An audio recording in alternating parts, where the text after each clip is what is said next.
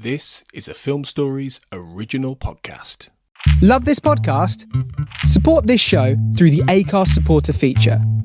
It's up to you how much you give, and there's no regular commitment. Just hit the link in the show description to support now. Hey, it's Mark Maron from WTF here to let you know that this podcast is brought to you by Progressive Insurance. And I'm sure the reason you're listening to this podcast right now is because you chose it. Well, choose Progressive's Name Your Price tool, and you could find insurance options that fit your budget, so you can pick the best one for your situation. Who doesn't like choice? Try it at Progressive.com. And now, some legal info. Progressive Casualty Insurance Company and Affiliates. Price and coverage match limited by state law. Not available in all states. When it comes to weight loss, no two people are the same. That's why Noom builds personalized plans based on your unique psychology and biology. Take Brittany. After years of unsustainable diets, Noom helped her lose 20 pounds and keep it off. I was definitely in a yo-yo cycle for years of just losing weight, gaining weight, and it was exhausting. And Stephanie. She's a former D1 athlete who knew she couldn't outtrain her diet, and she lost 38 pounds. My relationship to food before Noom was never consistent. And Evan, he can't stand salads, but he still lost 50 pounds with Noom. I never really was a salad guy. That's just not who I am. Even through the pickiness, Noom taught me that building better habits builds a healthier lifestyle. I'm not doing this to get to a number. I'm doing this to feel better. Get your personalized plan today at Noom.com. Real Noom users compensated to provide their story. In 4 weeks, the typical Noom user can expect to lose 1 to 2 pounds per week. Individual results may vary. The holiday season is now approaching, but at BlueNile.com, there's always something to celebrate. Whether you're looking for everyday elegance to elevate a casual outfit or a statement piece worthy of your biggest holiday looks, Blue Nile brings sparkle to any occasion. With some of the highest quality standards in the industry and jewelry experts on hand to answer any questions, you can be confident in your purchase. Right now, celebrate the season with 30% off at BlueNile.com. That's BlueNile.com.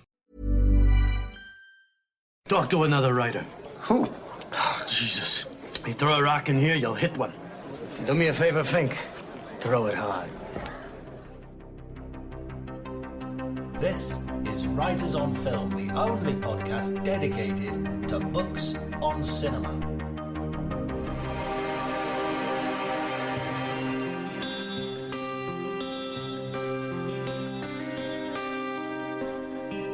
Hi everybody, my name's John Bleasdale. I'm a critic and writer on film, and today I'm going to be talking about 1980s comedy with Nick de Semlyen. Nick is a features editor at Empire magazine, and his work has appeared all over the place, Rolling Stone and Stuff and Time Out as well. But he's also the writer of a book which I'm really excited to talk about. Wild and Crazy Guys, How the Comedy Mavericks of the 80s Changed Hollywood Forever. There's no getting around it. The comedies of the 80s were some of the best films Hollywood produced in that weird decade. The likes of John Belushi, Dan Aykroyd, Rick Moranis, John Candy, Chevy Chase, Steve Martin, Bill Murray, and Eddie Murphy, to name but, well, all of them. If you enjoy the episode, please like and subscribe. You can follow me on Twitter at Dr. Jonty, DRJONTY. But before you do any of that, please enjoy the conversation.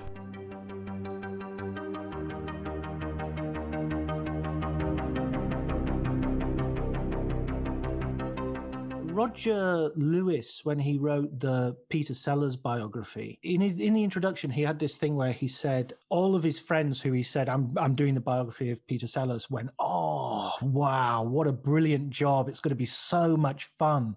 You're watching all those Peter Sellers movies, what a dream job. And he sort of says, I can't tell you how depressing it has been because, partly because of who Peter Sellers is, but also even watching the film sort of had an accumulative effect of sort of trying to analyze comedy, knowing what he knew about Peter Sellers. And I was wondering, when you were sort of researching the film and you were going back to these films and watching them again, was that just like, oh, I'm a kid in a sweet shop, or was there ever a point where it's like, oh man, this is a bit of a struggle? Oh, well, I think there's definitely a point when you're covering like 15 years of cinema with like 8 main characters. There's going to be a point where you feel burned out a little bit. Like that's kind of why I was watching things as I went. So I didn't sit down and watch everything and then start writing. Like, I don't think I could have handled that because, you know, I started off by watching the first 5 years of Saturday Night Live. And so just that is a massive marathon of stuff, lots of which is quite mediocre or bad. So, you know, you're already off to quite a challenging start, but that's why I kind of meted it out. And with these guys, a lot of them go off the boil as their careers kind of wound on. So watching, you know, the first couple of films by Chevy Chase or, you know, Eddie Murphy, you know, they're great. They're classics. And then as they go on in time, generally the films sort of get worse. I mean, there are people like Dan Aykroyd where he was kind of pinballing between a classic and a disaster and then back to a classic, and in a really interesting way that you just never knew what the hell was going to like come of it. But yeah, when you're covering that much, it's a lot to watch. So there's inevitably going to be patches where you are questioning your life choices. I think halfway through Modern Problems, I was probably having a midlife crisis myself.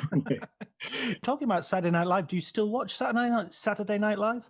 I don't really. I was just wondering how it compared the sort of the so-called heyday and today, because I know it sort of goes in waves.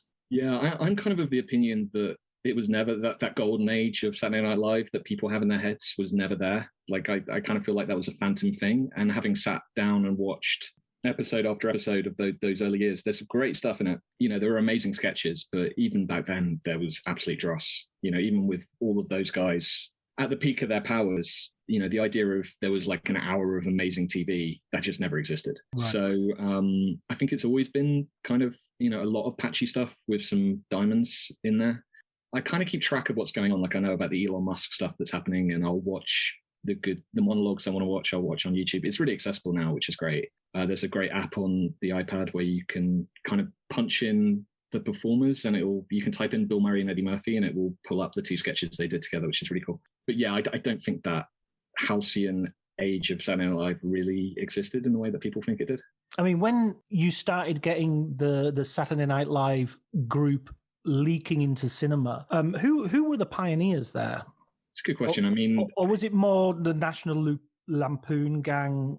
And then, I mean, there was quite a lot of crossover, wasn't there? Yeah, there was. I mean, the kind of the starting point for it all was Animal House, which was the National Lampoon guys writing a movie, and then Belushi ending up on it, and John Landis getting involved. And so there was this interesting kind of cross-pollination of things, which then went on, and all the interesting little collaborations you get along the way. I mean, Belushi was amazing in that film. He wasn't particularly a creative force behind it, and Blues Brothers was much more his creation and Aykroyd's creation. There were people like Eddie Murphy who ended up in the right film at the right time, but then there were people like Dan Aykroyd and Steve Martin who were actually writing their own stuff. And yeah, they were much more the kind of the pioneering forces, I think, because they were envisioning the characters, building a vehicle around them. And so they were kind of driving it. Whereas I think Eddie Murphy was much more, you know, he was good at picking stuff in the early days, but he wasn't really creating the stuff himself. What sort of attracted you to looking at this period and these films? Was it from your own sort of viewing habits when you were growing up? Yeah, definitely nostalgia. You know, these were the movies, not all of them. Modern Problems I did not watch as a child, but Ghostbusters was massive for me. I was not allowed to watch Ghostbusters on my 6th birthday, and I'm still furious about it. You were supposed to go to the cinema to see it, and no, I was 4 when it came out, so I missed that. I did not see Ghostbusters on the big screen. I have seen it on the big screen now. In fact, I've seen Secret Cinema Ghostbusters, which was pretty fun. But no, I wanted to watch it on VHS, and I was not allowed because it had ghosts in it. For that reason. Yeah, it is kind of creepy. I mean, I'm going to make you very jealous now. When I saw it, and I brought this up in a previous episode as well, so this is going to be a well-worn story by the time we finish. I saw it in Barrow Furnace in the then Astra Cinema, and it was packed, absolutely packed on a Friday night, and they were dancing in the aisles during the theme song, so much so that they stopped the film, and the manager came out and said, look, if you're not gonna sit down in your seats, we're gonna show you making cheese in Belgium. Or something, some sort of terrible B, because this was still the time of the B movies, so they would put these little, submarine building in Vickers, and off you go. So it was as close to the sort of rock around, what was the Bill Haley Rock Around the Clock? Yeah. That sort of juvenile delinquency in the cinema. I've heard the legends of people singing along to the Ghostbusters song. I've not witnessed that happen, but I'd like to imagine the cinema manager at the place you're at being forced to dress like Stay Puft Man, just to kind of.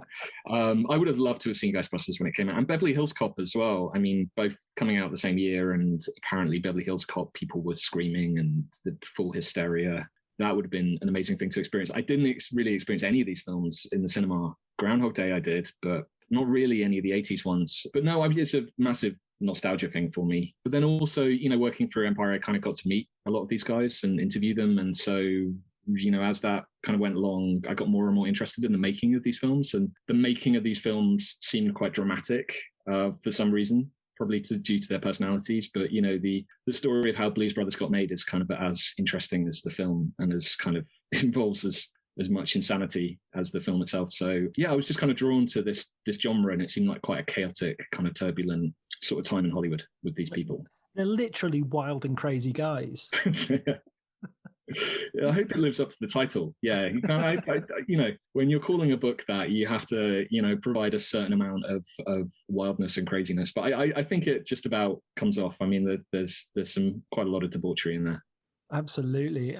I mean, Animal House sort of feels like not only the sort of spur for the actual comedy that goes on and much imitated. I mean, there's so many. Even in the book, you have like Stripes and Meatballs and Caddyshack, and they all feel like it's Animal House on a golf course. It's Animal House in the army, like as a template. But it also feels like something of a template for just the way they're living, and it's almost an ethos. Yeah, absolutely. I think Belushi and Bluto are not dissimilar in their lifestyles.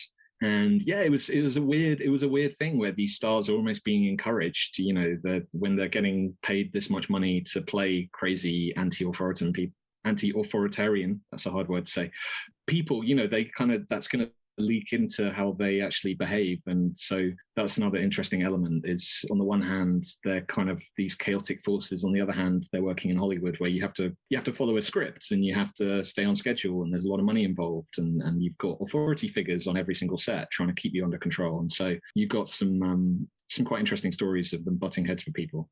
Who do you think was the most sort of difficult to deal with in that way? I mean, there's a bit in the book, I think, there's obviously the Belushi story, which is tragic in the way it ends. But even someone like Chevy Chase seems to be a really, who looks more the straight guy. But he does some stuff.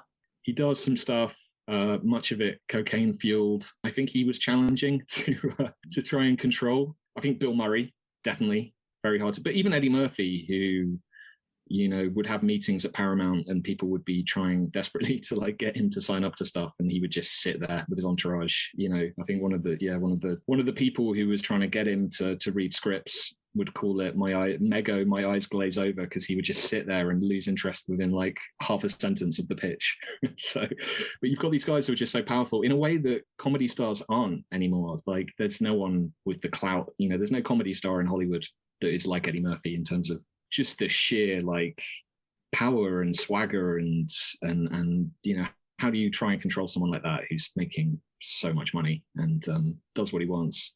But there were a couple in the book that don't behave like that. Maybe 3 people, maybe Steve Martin, Rick Moranis, John Candy, I think are the nice guys who probably you could have a civilized conversation with and would sit and listen to you, but probably over half of them were kind of human tornadoes you were trying to control. Yeah, look great on stage, but you don't want to take home to mother. Probably not. No, probably not. Yeah, I think that's probably accurate. How about, when I was thinking about them as well in terms of, say, Robin Williams and the sort of trajectories of stars that sort of blossomed in the late 80s, early 90s, and a little bit after the guys you're talking about, although Williams is a sort of contemporary. They do there seems to be a tendency for those, even someone like Jim Carrey, to move away from comedy at a certain point and do more dramatic roles. These guys, they sort of try to do that as well, don't they? I mean, Bill Murray tries, and it doesn't quite work out.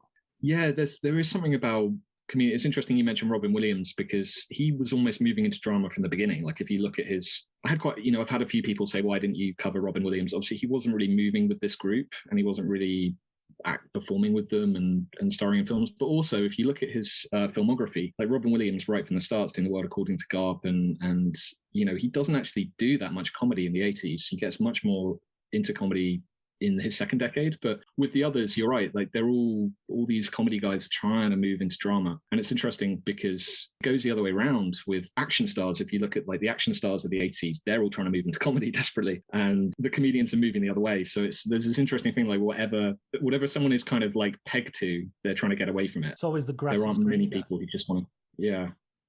Yeah, I mean, it's funny that because of the action stars, of course, Schwarzenegger doing Junior and all those comedies, Sylvester Stallone, Stop or My Mum Will Shoot. My Mum Will Shoot. But even Bruce Willis, I remember Bruce Willis being in Die Hard and thinking, what's the guy from Moonlighting doing in Die Hard? I mean, I thought it was, yeah, I mean, look, bless my prophetic soul. I thought, wow, he's making a fool of himself trying to be this action hero. Yeah. I think a lot of people thought that. They took his face off the poster 2 weeks before the film came out. And really? Yeah, the original poster was Bruce Willis's face big with a little Nakatomi Plaza next to him. And it tested the worst of any poster that Fox were doing. And so they did another poster that was a giant building with a tiny Bruce Willis. And that was the poster that went out. And then, after the film came out, they then put the original poster out because it turned out it worked. But that's how kind of people, and then obviously Bruce Willis did comedy, got out of comedy, and then went back to or tried to get back to comedy with like Hudson Hawk and things, which didn't work. So yeah, it's always interesting watching people try and flip from one thing to another. Yeah, that's such a funny story. That I feel validated to some degree, and yet immediately invalidated by the fact that I was making the same mistake as everybody else, I suppose. You were saying earlier that there's this sort of trajectory that these comedy stars seem to go on, where they have this sort of relatively brief sort of burst of absolute, the stars align. I mean, do you think that's something specific as well to comedy? Because it doesn't seem to. Anthony Hopkins. You can go back to Magic and then forward to The Father, and he's pretty much always there.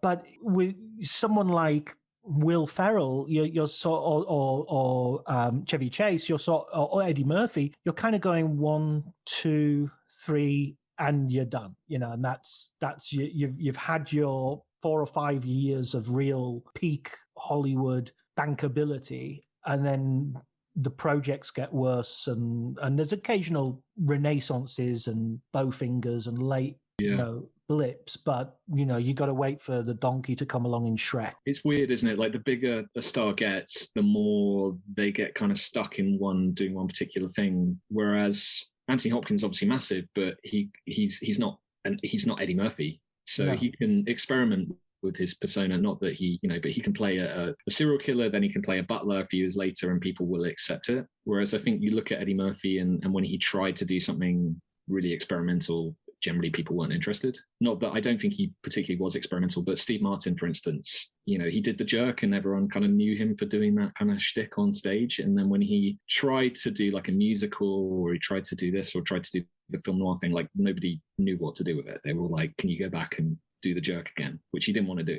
Yeah, it's interesting. I mean, what I liked about these guys and what makes writing about them interesting generally is that they were trying to experiment all the time. They weren't just doing the same thing, or at least they weren't for like 10, 15 years. And then I think after that, they all just basically, started doing the same thing. But there was so much experimentation. It was almost like they were trying to reinvent themselves every time out. Yeah, I mean, that definitely feels like in this period. And the sort of, I hesitate to use the word sort of like intellectual, or the sort of mad genius that emerges from the book, I feel is Dan Aykroyd, because he's the one sort of behind the scenes and in front of the cameras, sort of writing huge scripts. Didn't he write a massive script for Ghostbusters, 4 hours long? It would have been 400 pages or something. Yeah, his original Ghostbusters was deranged. That was the one that had people driving around in a refrigerator repair truck, and they were going to other planets. And I mean, I would love to read that draft. I don't know, even Ivan Reitman doesn't seem to have a copy of it. I imagine Aykroyd has one, but It's never been made public, that original Ghostbuster script, I don't think. Has it never leaked onto the internet or anything? No. I don't. Maybe I'm wrong about this. I'll have to check. I'm going to check. But his original Blues Brothers script was like, famously so massive that they put it in a phone directory sleeve, or he put it in a phone directory sleeve, and then he lobbed it over the fence of the producer. But he, which suggests that he has a sense of humor about it, which is good. But yet he still writes this script that is so unwieldy. He knows that it's way too long, but he just doesn't care. It's almost worse because he knows it's way too long and makes a joke out of it, but yet he still goes, "Here you go, film this." Yeah, I would love to read that original version as well. I think they did film some of it. It's kind of there as deleted scenes, but I mean, he is just out of control. Like, his imagination is absolutely out of control. And, I kind of argue in the book that he needed someone to rein him in. So I think on Ghostbusters, he had Ivan Reitman to rein him in. And on Blues Brothers, he had John Landis to rein him in. And then when you get to Nothing But Trouble, there's no one there because he's directing it as well. And so you end up with this just like... Nothing But Trouble is the film that you sort of pointed me towards. I hadn't heard of it. And I think you can see it. I saw it on YouTube. So presumably nobody's chasing up the copyright with any sort of sense of urgency. Can you just describe it? Because I imagine a lot of people listening might never have even heard of this film, and it's such a crazy movie, and I'm forever grateful for you to...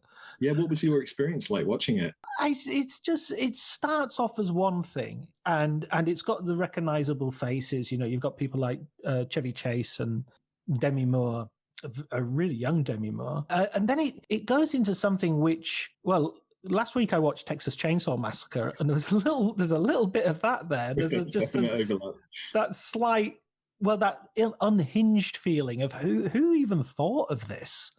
Yeah, well, like Ghostbusters, it started with what Dan Aykroyd claims is reality. He obviously believes in ghosts and has many stories, and I've been privileged to speak to him and hear some of these stories, and he's so serious about it. It's not like ghosts is like a fun, silly thing for him. It's like he absolutely believed that he shared a bed with the ghost of Mama Cass, in the early 90s, and he will tell you about the 17 spectral spirits he's encountered and all this. But he claims that Nothing But Trouble started with him, when he was pulled over by he was driving through a creepy wood when he was doing Saturday Night Live, and a justice of the peace, some kind of sort of creepy judge, took him to the house, and he thought he was going to be dropped through the floor, and he was genuinely scared for his life. It was like 2 a.m, and so he kind of imagined, but in a way that he describes it like he genuinely thinks that it probably was the case, that there were creepy goblins and stuff under the floorboards. So he turned that into a film and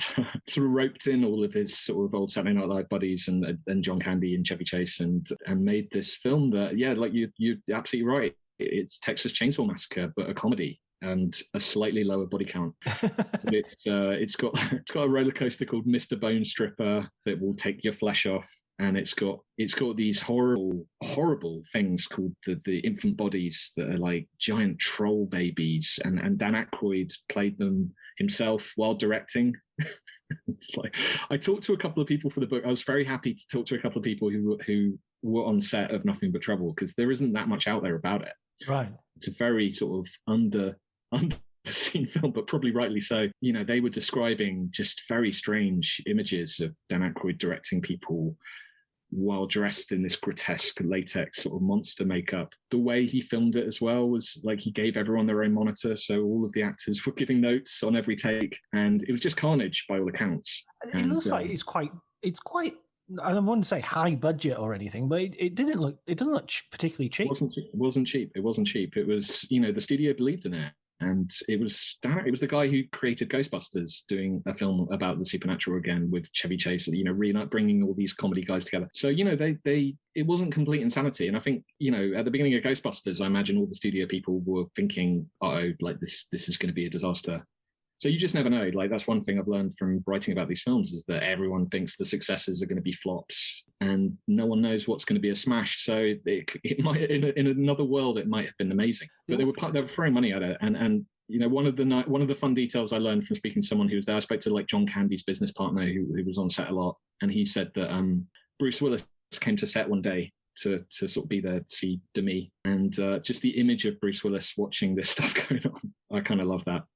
I don't know what he made of it. It's probably, is this before or after Die Hard? It's after, it was a couple of years after Die Hard, I think. Right. So it was around the time of Die Hard 2. But Tupac was on set as well. Tupac is in this film. Unbelievable. It's just yeah, I mean, I kind of finished the book on that and Groundhog Day back to back because I just thought you can't have more of a disaster and a triumph happening at the same time. Like, it's just fascinating that those movies are kind of happening across town around the same time as each other. Yeah, it's kind of an ironic reversal as well, because Dan Aykroyd's the guy who's made these, huge hits, and Bill Murray's sort of gone off to France for a while and had more of a bumpy ride, and then he gets the payday in the end. Yeah, and they thought Groundhog Day was going to be a disaster. Everyone involved in the making of that, apart from Bill Murray and probably Harold Ramis and a couple of other people, like the studio were freaking out. They didn't know what this thing was. It's a comedy where you got a guy killing himself or trying to kill himself. I mean, that was an insane film as well. And now, like, looking back, it's obvious that, oh yeah, Groundhog Day was always going to be amazing. But at the time, they didn't know what was going on with that film. The film changed a lot. There was a gypsy curse element at one point that they got rid of, but essentially, Bill Murray like came on and just rewrote the script himself without telling anyone. He didn't tell the director or the studio, but he reworked the script on his own and just turned up with it just before they were about to start filming, and just threw everything into disarray. And, they had 2 different versions of the script on set, which I've never heard of that. A star and a director, they've got 2 different versions of the film they're trying to make, and they're winging it. They were, adding scenes on the day and rewriting scenes with the actors on set. And so it's fascinating. I mean, I just think, especially with comedy, you can't quantify it. You can't, even if all the ingredients are good. Why is Ghostbusters considered a classic and Ghostbusters 2 is largely derided? It's got exactly the same people in it. You just don't know.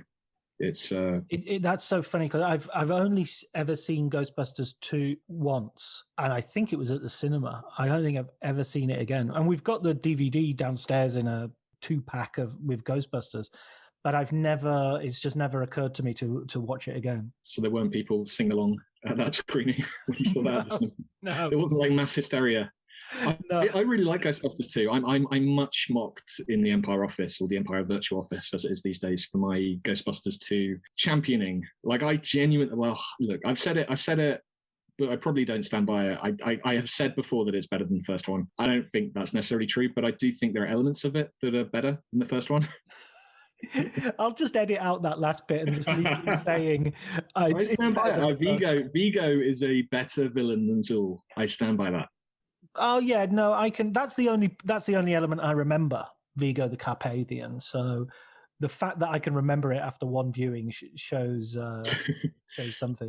The courtroom scene is great. Anyway, that's a different podcast. Me championing or attempting to champion Ghostbusters 2. Even a podcast series.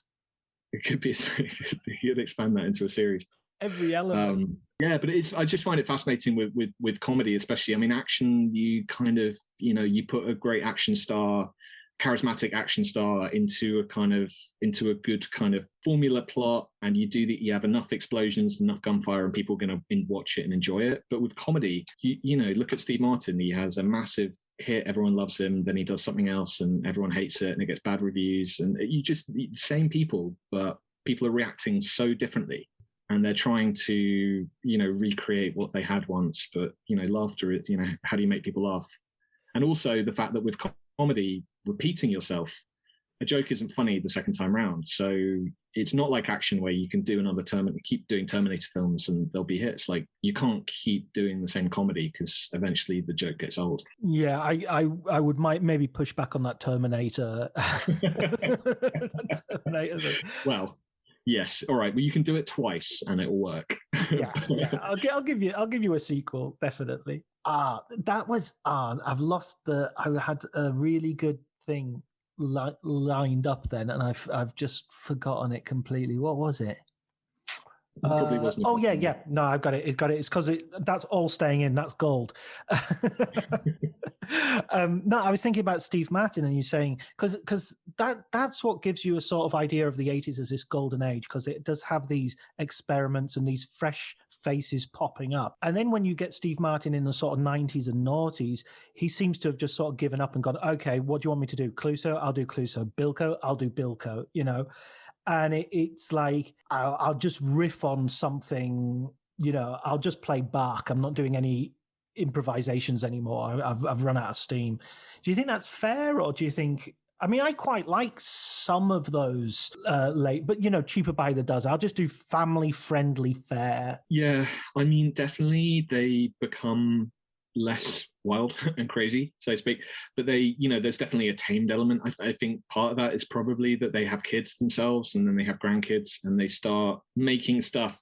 I think inevitably when people get to that age, you start softening and you start making stuff for a younger audience because you're around children a lot. And so you see that even with, the action guys, they're doing films that are PGs and comedies and kiddie films. So, yeah, I definitely think, Steve Martin's stuff in the 90s is a lot less exciting than his 80s stuff. Bowfinger is great, though. And there are still interesting things, though, How did you actually sleep last night? If it didn't feel like your very best rest, then you need to upgrade to the softest, most luxurious bedding from Boll & Branch. Their signature sheets are made from the finest 100% organic cotton and get softer with every wash. Millions of sleepers love their sheets, and right now, you can feel the difference for yourself during their biggest sales of the entire year. Hurry to bollandbranch.com to shop their best offers. Limited time only. Exclusions apply. See site for details. Ryan Reynolds here from Mint Mobile. With the price of just about everything going up during inflation, we thought we'd bring our prices down. So to help us, we brought in a reverse auctioneer, which is apparently a thing. Mint Mobile Unlimited Premium Wireless. How to get 30, 30, bit to get 30, bit to get 20, 20, 20, bit to get 20, 20, bit to get 15, 15, 15, 15, just $15 a month? Sold! Give it a try at mintmobile.com/switch. $45 upfront payment equivalent to $15 per month. New customers on first 3-month plan only. Taxes and fees extra. Speed slower above 40 gigabytes per detail. Spanish Prisoner, and there are probably 5 or 6 films he made. But yeah, Sergeant Bilko, I'm not going to defend. It's indefensible. It's not better than the original Phil Silvers version. Definitely not better than the original Phil Silvers. I'm not sure. I've seen Sergeant Bilko. I've seen bits of it. I'm not sure I've seen the whole thing. What the Steve Martin film? You mean Steve Martin one? Yeah. Yeah, because Sergeant Bilko was already remade as Boss Cat years. Boss Cat. Before. Did you call it Boss Cat? Isn't it Boss Cat or is it Top Cat? I thought it was Top Cat. Maybe Boss Cat is like what it's called. I don't know. I'm sure it's called Top Cat in America. I've got a feeling. I've got a feeling you're right. I think it's Top Cat, and then maybe it was. Yeah, I'm going to Google that as well. This podcast is going to be called Hot Takes and Stuff We Should Have Googled Before We Started. Maybe Boss Cat is like what real Top Cat heads call it. Like that's in the kind of the lingo. It's what Scousers call it. It's Boss Cat. It's a better title. Yeah, I don't think there's anyone who's going to argue that what these guys did in the 90s is better than what they did in the 80s. Is that the case with any of them? Bill Murray is probably the exception, right? Yeah, definitely. But I mean, Bill Murray, I think, he's doing even from Groundhog Day, I think he's just doing a totally different thing. He's sort of like it's like when he came back and his hair was white and he did Broken Flowers and Rushmore. He's a sort of like Mickey Rourke. He just looks a totally different person, even though the persona's pretty much there. But yeah, there seems to be a much bigger gap than the years that have passed. Yeah, and he kind of just said goodbye to comedy, really. Like, I think he just went, that's it. And Groundhog Day is like that transition almost, where it's half comedy and half philosophical existentialist drama that just happens to be trapped inside a comedy. But yeah, I think he out of all of them didn't really want to be a comedian. Almost, you get that sense that he wasn't committed to any of the stuff. Like Ghostbusters, he sort of turned up, but didn't particularly want to be there. But was brilliant in it anyway. That's it. I mean, that's his charm, isn't it? If Belushi is manic energy and Aykroyd is the hokey, weird one, then Murray is that sort of cool indifference, which ends up stealing the show. Yeah, he's the guy who wants to be anywhere else. He's the guy who's got his, headed to the exit. You can't hold him anywhere. He's the cool guy you want to stay at your party, but he's got somewhere else to be, so he's saying goodbye. And so there's that sense of him, which absolutely became him in real life. Is he just the guy that can't be pinned down? He'll just turn up where he wants to. You can't, and it's the same, trust me, it's the same with trying to interview him. I was very lucky. I was going to ask, did you get invited to the party or was he out the door before you No, I was extremely lucky. I was very, very lucky. I was in Cannes, and it was the year of Moonrise Kingdom, and there was a junket, and I was there to interview Wes Anderson and the kids from Moonrise Kingdom, but not Bill Murray, because he was doing like 2 interviews that day, or 2 interviews in the whole of Cannes, but he was basically just there for the premiere. And I found out he was doing 2 interviews by talking to some of the publicists, and I hung around I just basically camped outside for the whole day, and they would go into this little VIP area and let him know I was there every now and again. And eventually he must have gone, yeah, whatever, bring him in. And so I got this half an hour sit down with him at about 5 o'clock in the afternoon that was not scheduled. And it was great. I did like pint of milk with him for Empire, and talked about a bunch of different stuff, including the Chevy Chase fight that kind of then became the beginning of the book. So I think if that hadn't happened, I probably wouldn't have written the book in the first place. Oh wow, that's your inciting incident. It was the inciting incident. It was that he talked about it. I hadn't read him talk about it anywhere else. It's quite a famous incident in some circles, but I hadn't heard him talk about it. And he said some interesting stuff. And then that was it. That was in 2012 or something. And then it kind of just stuck in my head. And then a few years later, I was like, that's the beginning of the book. Yeah, and I'm gonna write it. So that was that kind of inspired the whole thing. I think that was my first Cannes. I think I was there the same year. Yeah, because I remember being slightly unimpressed by Moonrise Kingdom. Not disliking it or anything, but just like it's Wes Anderson doing Wes Anderson, and there's not, I've already seen this. So yeah, I know what you mean. I haven't rewatched it. I did like seeing Bruce Willis doing that. I thought, Bruce Willis is turning up in this conversation much more than I had anticipated. But no, absolutely. I just want him to go back and do a Moonlighting reunion with Sybil Shepherd. Maybe, yeah. I think the closest you'll get to that is the Bruce Willis Comedy Central roast, which happened a couple of years ago, where and it was just awful. It was awful to watch, but they were both there. Yeah, he strikes me weirdly for someone who's sort of started his career with this, comedy. For people who don't know about Moonlighting, go and look it up on YouTube, because it was really metafictional and weird TV, and really good. I really enjoyed it. But he seems kind of quite humorless now. Yeah, I would agree with that. I had a 5-minute interview with him at a junket, and I'm sorry this has turned into a Bruce Willis podcast. There's a reason why he's on my mind at the moment, but I've been writing a bit about him. But yeah, I met him at a junket for Red 2, the masterpiece that is Red 2. Oh yeah, I've not seen either of those films. Yeah, the sort of geriatric Expendables. They got amazing casts, but yeah, I had this junket slot for like 5 minutes, and he was wearing a dressing gown. It was like 2 PM, but he had he put on the hotel bathrobe, and I remember the kind of the PR people there operating the junket. Before I went in, they said, "Can you ask him why he's got a bathrobe on?" And I said, "I'm not going to," because I think the premiere was a few hours away, and they were quite concerned he was going to turn up to the premiere in a bathrobe. But they said, "Can you ask him?" And I was like, "Absolutely not." But I went in, and it was painful. And yeah, I asked him, "What's your favorite memory of making Die Hard?" And his answer was, "I can't remember." So that gives you a sense of the banter, the witty back and forth going on. Monosyllabic. I just read Future Noir, the Blade Runner book. And there's an interview with Harrison Ford at the back, which it's kind of hilarious to read as a journalist who has done interviews, because maybe if you're a reader, you're just going, "Oh, Harrison Ford's answer's a bit short." But as the interview goes on, the questions get longer and longer, and the answers become more and more. Yeah, I'm just not that interested. I've had a few of those interviews myself. Yeah, including with Harrison Ford. Yeah. All right. Yeah, he's not a quote machine. He's not like an anecdote dispenser. But fair play. He's Harrison Ford. Yeah, that's okay. I think it's him and De Niro. They're introverts, right? Like I kind of get it. Get it. Yeah. They probably absolutely. You get the sense that they're like that. Probably with people who aren't interviewers, they probably just don't like speaking to people. In terms of going back to the trying to get away from Bruce Willis for 5 minutes. Let's get away from Bruce. Let's What was the name of his album? The Return of Bruno. I never understood that either. Because was Bruno like his alter ego, or was he waiting for Bruno? And why did he have a name that was so close to Bruce? And why was his first album called The Return of Bruno? Like, why not Here's Bruno for the first time? He was anticipating his return. Oh, look who's here, Bruno. Bruno's here. Yeah, I haven't got to the bottom of his Bruno persona, but it's that's a thing. That's a thing that he did. That's his Ziggy, isn't it? At the end of the tour, he said, "This is going to be the last song we ever play as Bruno. I'm going back to Bruce now."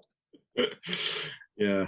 Don't expect me to return again. You've had one return. You're not getting another. Yeah. Sorry. For a birthday present, one of my friends got me a 12-inch vinyl of Bruce Willis singing Under the Boardwalk. That it has to be Her to Be Believed. How old were you when you got this birthday present? I would have been in my 20s. Right. It was vintage. It wasn't when it came out. I was going to say, because I thought it was... Because I remember from a charity shop. It was from a charity shop. Right, okay. The charity shop birthday gift. What wonderful friends we have. Most of Bruce Willis's musical output can be found these days. It's probably quite valuable for its rarity in an unsmashed state. Going back to the 80s and let's get away from Bruce for a few seconds. He'll be back. Him or Bruno will return. One of the other things that is sort of unavoidable about looking at comedy is as cultures change, comedy is one of the immediate victims because it's often on the edge of, pushing what is shocking or it's often dealing with things like sex. And the whole environment since the 1980s, well, since 5-10 years ago, has changed so much with the Me Too movement and everything. I mean, some of these comedies make pretty hard watches for that reason. I mean, even Animal House, which is, as we said earlier, the sort of template and the key to a lot of these, has some really dodgy scenes in it. Is that kind of true of all of these? Is it just something we have to take as part of the landscape of the 1980s?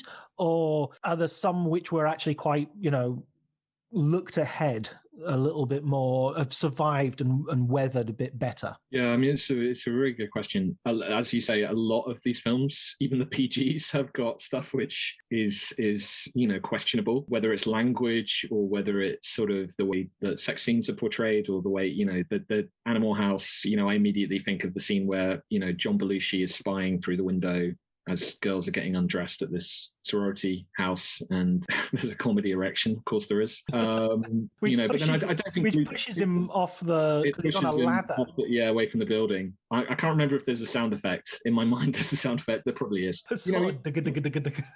Yeah, I mean the one that gets talked about maybe the most, well, certainly people I know, is the Ghostbusters, the spectral blowjob, as Ivan Reitman puts it, which is the, in the montage of one of the montages in Ghostbusters, a film for kids or a film that is accessible to kids or marketed at kids. Dan Aykroyd's character, that the sheets are pulled back and you see he's clearly getting a blowjob, and then it cuts to like a female ghost hovering above him.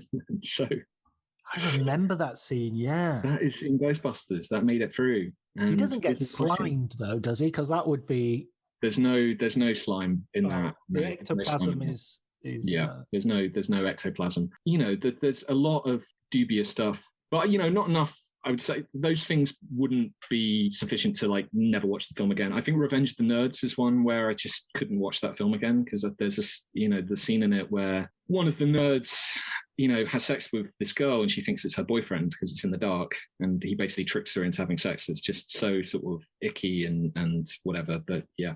Sort of leading on from that question, in terms of the sort of the changing sexual mores and cultural norms and whatnot. And also, by the way, I noticed I watched Gremlins 2 for the first time ever, like a year ago or something, and they smoke in the office. There's it's a kids' film, and they're smoking in the workplace. It's just... The Gremlins do, or the humans do? No, the people like. Oh right, I was going to say you can't criticize Gremlins for they're going to smoke every chance they get. Yeah, no, I mean I'm not that not that much of an idiot to say, well, these Gremlins are real vandals. Are we supposed to like these? They're terrible role models. Are they the heroes? Yeah, the 80s. I mean, the Ghostbusters smoke as well, which you kind of always forget about, and they're just they're all like chain smoking. Made like maniacs, but that was the 80s. God bless the 80s. Actually, I remember the Gremlins, the first film, being quite controversial at the time because there was a bit of concern about it encouraging drink driving. Again, was it the Gremlin driving the plow? Was he? Yeah. I remember. Well, this is a real flashback, but I remember Jonathan King doing his Entertainment USA show and reporting this story of there's a sort of the government is worried, and I think I might be making this up. but I think they actually had to sort of do a Gremlins PSA about don't drink and drive. It's not funny, as a way of kind of eliminating any sense of scandal or that they were giving a bad message. They should just say, don't do anything from the film Gremlins. Nothing in that film should be replicated. Absolutely. Especially don't feed them after midnight and don't add water. Yeah, don't buy any unidentified creature from Chinatown. Just don't do any of it. I love that film. And talking of like books, I read the novelization of both Ghostbusters and Gremlins because those were our video cassettes essentially before video cassettes. I remember the novelization of Ghostbusters is all in the present tense. Really? Yeah. That's interesting. It was such a weird read to just be going. I think maybe they just wrote out the treatment or something. But that's interesting. I remember it being kind of quite odd as a kid reading it and going, aren't books supposed to be in the past tense? Was the ghost blowjob in the novelization? Do you remember? I tell you what, I bet there was, because those novelizations tended to be a little bit risque. Yeah. You know? The Terminator one famously has like a very lurid sex scene, which Chris Hewitt often quotes to me at length. Yeah, it's unpleasant, but he may have written it. But yeah, they do kind of go off on one. William Kotzwinkle wrote the E.T. novelization, and Kotzwinkle was an actual novelist. He's a renowned novelist, and I think maybe they gave him the job as a friend of the family or something, just as a big money day. And if you read the novelization, it's actually really good, but it's got lots of things about nipples and stuff in it that, as a kid reading, the age group that you would expect to read that sort of thing wasn't. Yeah, that wasn't necessarily appropriate. But anyway, following on from what we were saying earlier, also, it's wild and crazy guys, isn't it? I mean, there don't seem to be many female figures here, although there were some female comedians. It's not. They didn't seem to make it so much into the big time. Why was that? Was that just the usual story, or was it particularly hard for comedians? Yeah, it's interesting because it just, I would love to have written about some female stars, if nothing else, just kind of make it more interesting. But Gilda Radner, would have been appearing in big budget films, and it just didn't happen, like, for whatever reason. And I'm sure sexism was a major part of it. I think it was like a boys' club, really. And so, there were funny women on Saturday Night Live, Lorraine Newman and, Jane Curtin, who kind of appeared in Coneheads later on with Aykroyd, but they didn't really, it was a boys' club thing. The Ghostbusters are four blokes hanging out. Stripes is set in a very male world. The first one is the recent remake changed that. Of Ghostbusters. Yeah. I think it's got some funny stuff. I like the remake. I'll go on record. I'll say it's better than Ghostbusters 2. I don't think that's controversial, but it is with me. Yeah, it's a bit of a shame because it's great that these very funny women get the kind of lead roles, but weirdly, I think Chris Hemsworth is kind of the funniest character in the film. He gets the kind of Rick Moranis role, just coming in and just being insane in every scene. But yeah, it's a shame that it's fine. I just wish it had been funnier. I wish that they had got another film. A lot could have come of that if it had done better. There was a very toxic, group of people reacting to it who took against it because they were women. It's fine. It's like a freestyle comedy. I think it's got some really funny stuff in it. I really didn't mind it. I just thought it fell apart in the last 30 minutes, and it just became a really, I think big Hollywood comedies, there's a tendency to basically turn them into action movies in the same way a lot of action movies turn into comedies. And I found that final battle kind of as boring as many last acts of action movies where you're going, okay, the premise was good, but you're just blowing stuff up now. It had a very improv-y kind of feel to it, largely because they were improvising it. And, I got to go on the set and watch them literally doing alts. I don't know. I think the thing about the original Ghostbusters is because Aykroyd was taking it so seriously, it wasn't just gobbledygook. It was like there were, he was researching real mythology, and it felt like there was a genuinely kind of scary drama happening, but they were just doing comedic riffs on it. Whereas I feel like the new one didn't have that same sense of menace, and it didn't have the great villain, and it just felt a bit too kind of like an SNL sketch. rather than, you know, a genuine, like an epic, proper epic thing where you were invested in the story. But, you know, it was fine. But yeah, I don't know what, you know, the 80s was not great for women in Hollywood generally. I don't think that, you know, it was very much a kind of a male driven thing. I asked Ivan Reitman about it, and he was saying that was, you know, it was the male driven comedies that do well internationally, and they were the ones that Hollywood were greenlighting, and it was all kind of driven by money.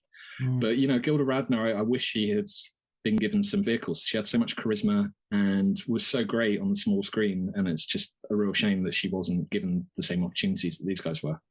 I mean, my unsung sort of heroine of those years is Madeline Kahn. I think every moment she's on the screen, she's the funniest thing in whatever she's in. Yeah, she's great. I recently watched Clue, and just her line reading. The line is something like, "You hated her. You killed her. You hated her." And she says, "I hated her so much." And it's just, I can't do it, but it's the best. Flames at the side of my face. and her in Young Frankenstein as well. She's amazing in Young Frankenstein. Blows me away. What about, I mean, there are some, obviously you keep your focus on the SNL guys and the SCTV guys. Yeah, exactly. And that core of those two great TV shows.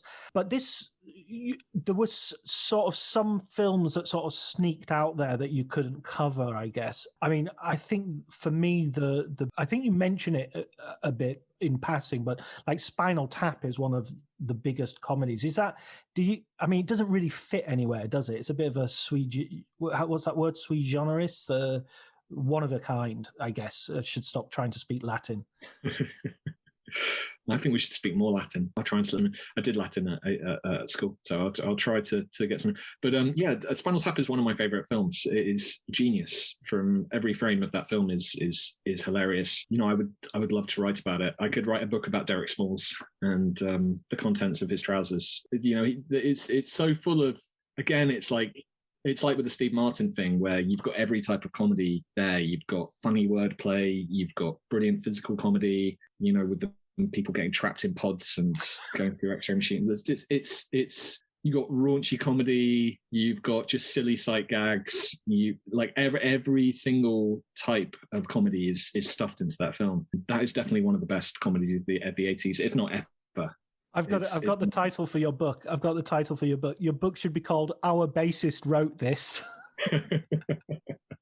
There we go. Let's greenlight this. Let's get this happening. But that is an absolutely brilliant comedy. But yeah, you're right. Like Christopher Guest didn't really come through in the same way. Like he didn't become a big A-lister. They weren't kind of greenlighting movies. I guess that's what these 8 people I was tracking kind of had in common, is that they were all having movies, you know, greenlit based on them starring in it. Even Rick Moranis, you know, it just seems insane that, I mean, he's a brilliant comedian and the nicest guy in the world, but the fact that he became an A-lister is just kind of brilliant and wouldn't happen these days, I don't think. Yeah, I would struggle to think of someone who was. I guess Steve Carell is maybe in the kind of the Rick Moranis mold of someone who's a little bit sort of geeky looking and not your dashing A-lister guy, but became a huge comedy star. I don't know. Yeah, just the fact that he was so huge, as big as he became, is amazing. So Christopher Guest kind of did his own thing, and he obviously created his own kind of genre of comedy and has done brilliant film after brilliant film. But yeah, didn't quite fit into the mold. What film book would you recommend to someone who perhaps maybe hasn't read a film book before, or just a fan of film books, and this is one to go for?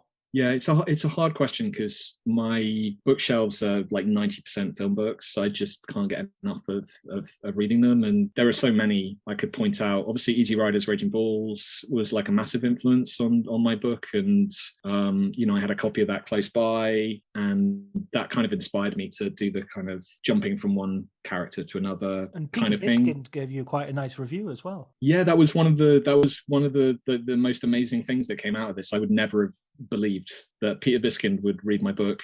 You know, Easy Riders Raging Bull is a book that I loved for as long as I can remember and read many, many times. And so the day I got an email from my editor in New York, like saying Peter Biskind's read your book and is giving a blurb for it, I was kind of amazed and very excited about. So I'm not going to pick that because it's too obvious, because I think everyone knows about that who's interested in film. There's a book called The Men Who Would Be King by Nicole Laporte, which is about DreamWorks. I think the full title is Movies, Moguls, and a Company Called DreamWorks. And I'm not 100% sure you can get it in the UK. I thought I remembered reading that for legal reasons they're not able to publish it here, and so you kind of have to get it ordered from America. I can't remember if that's 100% true, but it's a really cracking read. It's I think quite similar to mine in terms of it's sort of a combination of looking at the kind of the business side of it, but then also full of anecdotes and trying to kind of, see people as people and get a sense of their personalities. And so it's got Spielberg. It follows films like Gladiator and Shrek and all these DreamWorks things with the backdrop of telling the story of DreamWorks and all the kind of the big egos involved and the corporate struggles and all that. And it's just really entertaining. I remember reading that on holiday probably 10 years ago and just loving it. And it was like I had to read it in I think it was like a day and a half. Almost a day. Like I just couldn't put it down. Ripped through it. So I think I'm gonna recommend that. Yeah, I'm gonna just recommend that because I don't think enough people have heard of it. And it's I don't think she's written another book since, but it's great. She was like a variety writer who did this one book, and it's well worth checking out. Nicole Laporte. It's got loads of good stories. It was a little bit controversial when it came out because I think there were sort of heated responses from some of the people she was writing about to some of the stories. I remember I went to the Robin Hood junket and I asked Russell Crowe about it because the book had just come out and I just read it. And there's a whole bit on Gladiator. He doesn't come out of it very well. And I asked him about it, and he didn't. He had an argument with a guy from Mark Lawson. Sure. And it was about his accent. Somebody asked him, right. "What were you going for with your accent?" or something like that. And sounded a bit Irish. I don't know if it's a great idea to ask Russell Crowe, "What were you trying for with this or that?" But yeah, I remember that would have been the same day. So maybe he just wasn't happy, full stop. But he definitely wasn't happy about the book. And there's a book called The Studio, which is an older one. I don't know if you've heard of that. It's by a guy called John Gregory Dunn. And he basically, 20th Century Fox unwisely allowed him to hang out inside the studio, access all areas for a year. So he spent the whole of 1967 wandering around inside Fox and sitting in on every meeting. Like he literally was allowed to go anywhere he wanted, and wrote this book called The Studio, where, he's writing about films like Planet of the Apes and Dr. Dolittle and various other things. And it's an amazing insight into just how chaotic and mad, harking back to what we were talking about earlier, where no one knows what's going to be big, and there's just these big budget films are just driven by fear, and he's sitting in on meetings where people are just panicking, and it's great. It gives you a really, really good insidery sense, and probably hasn't been repeated since, because I think the studios just went, why the fuck did we do that? Don't let him in again. But it's great. That's The Studio. John Gregory Dunn is Joan Didion's husband. Is he? Okay. Yeah, and they were actually a screenwriting couple. They wrote quite a few screenplays, including Panic in Needle Park, one of the sort of lesser known early Al Pacino movies, which is absolutely brilliant. It's superb. I think they wrote. I saw that a few years ago. Does Al Pacino not throw a dog into a river in that? I don't remember that scene, but it's possible. I mean, it's fairly gritty stuff. And I think they also did that one with Robert Redford and Michelle Pfeiffer, quite later, like in the 90s, one of his later romantic films but they did a fair share of sort of quite successful screenplays. They wrote A Star is Born, the Chris Christopherson version. And also his nephew is Griffin Dunn from from After Hours. Yeah, After Hours and American Werewolf in London. Good trivia. Your John Gregory Dunn trivia game is strong. Nick, it's been an absolute joy. It's been really good fun. But yeah, no, thanks for having me on. It's been fun. It's been good to largely talk about Bruce Willis, but occasional detours into other topics. Absolutely, and I hope everyone will go out and buy your book if they haven't already, because it's brilliant. It's a really good history of the 1980s comedy boom.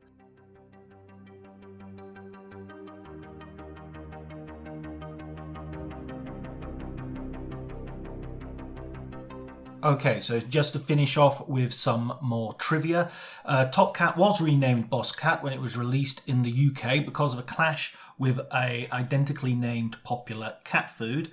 The Gremlins did release a drink driving awareness campaign, and the books which Nick recommended were The Men Who Would Be King, an almost epic tale of moguls, movies, and a company called DreamWorks by Nicole Laporte, and The Studio by John Griffin Dunn.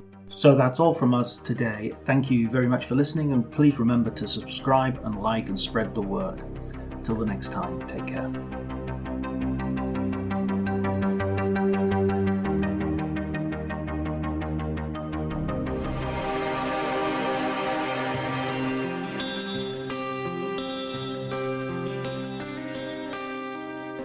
I'm outlining a new writing project, and 5 months of peace is just what I want.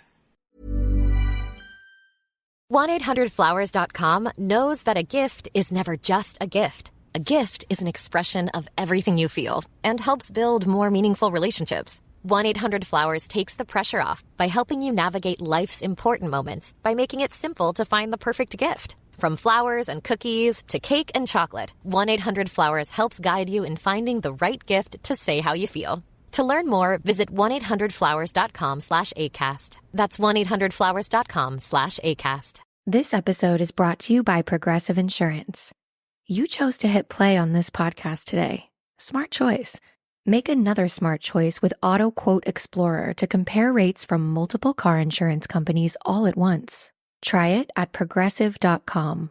Progressive Casualty Insurance Company and Affiliates. Not available in all states or situations. Prices vary based on how you buy. My dad works in B2B marketing. He came by my school for career day and said he was a big ROAS man. Then he told everyone how much he loved calculating his return on ad spend.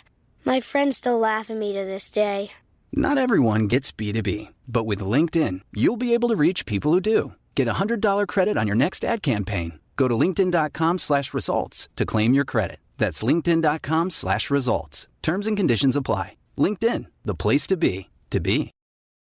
Every Lenovo is built to let them move. Let them put a chicken on a skateboard, please. Let them scale, copy, and change it up. Let them make a purple sky with raining soccer balls. Incoming! Let them launch their vision to the world. Let them make. Powered by Intel Core Ultra processors, Lenovo gives creatives everything they need. Lenovo.com. Let creatives create. Lenovo.